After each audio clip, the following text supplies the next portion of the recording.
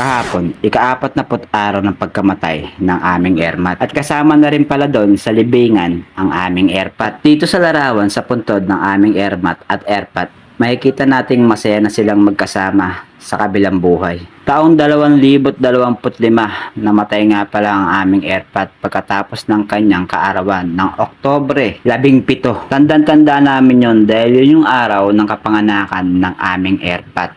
At lolo ng mga batang itong sumasayaw sa harapan na aming mga pamangkin sa pinsan at kapatid. Etong lalaking itong makikita nyo sa video, ito si Bududoy, yung pamangkin namin sa kapatid naming babae. Dito kami sa simenteryo. Dito nakalibing sila Airmat at si Airpat. Dito sa Piece of Paradise sa bandang Angono Rizal, Parola.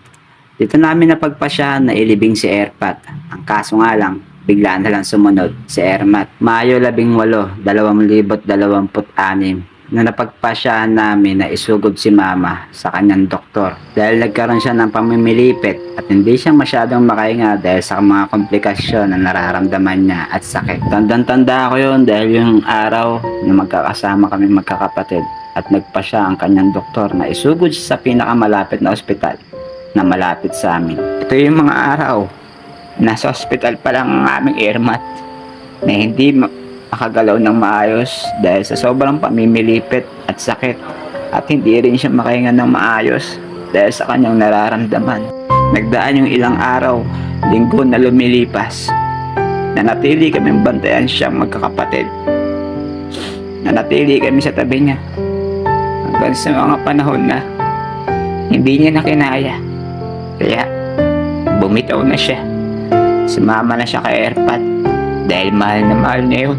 Mayo 30, 2026 nung araw nung kamatayan ng aming mother na aming Airmat. Masakit? Oo, sobrang sakit. Dahil maaga silang kinuha ng Panginoon sa aming magkakapatid, sa mga naiwan nilang mga apo. Sobrang sakit ng aming mga nararamdaman.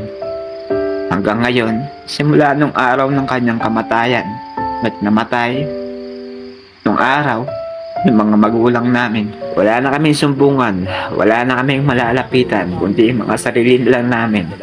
Kami magkakapatid, yung magtutulungan sa bawat isa.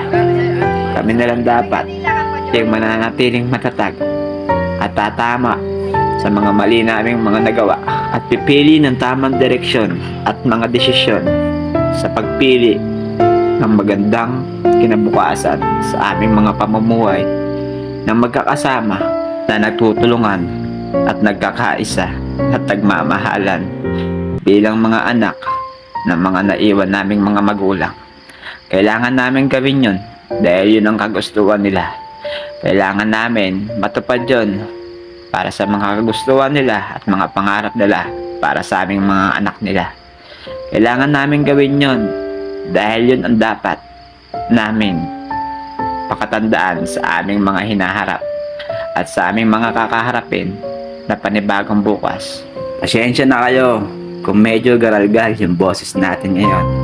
Medyo hindi ko kasi mapigilan na yung luha ko sa sobrang pagtitiis ko sa mga luha ko. Kung sana lang talagang bumabagsak to kapag sobrang sakit na nung nararamdaman ko. Pinili kong hindi umiyak sa harapan nila kahit sobrang sakit. Sobrang sakit. Sakit ng nararamdaman ko ng mga araw na ito.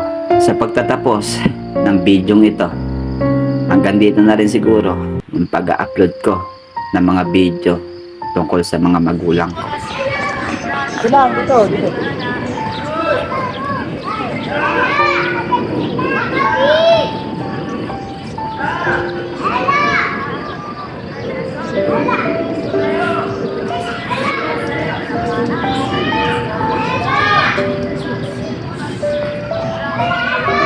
Dahil nga videographer nga tayo at feeling vlogger, tinuruan ko sila kung paano yung tamang pag-video sa kanila habang sumasayaw yung mga pamangkin ko.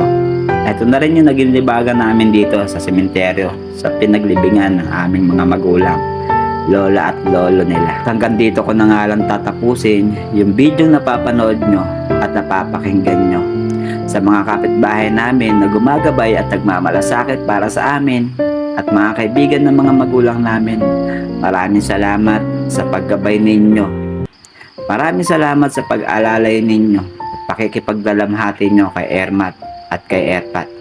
Maraming salamat sa lahat. Ma, Pa, isang mensahe lang para sa inyo. Ma, Pa, gabayan nyo pa rin kami, magkakapatid.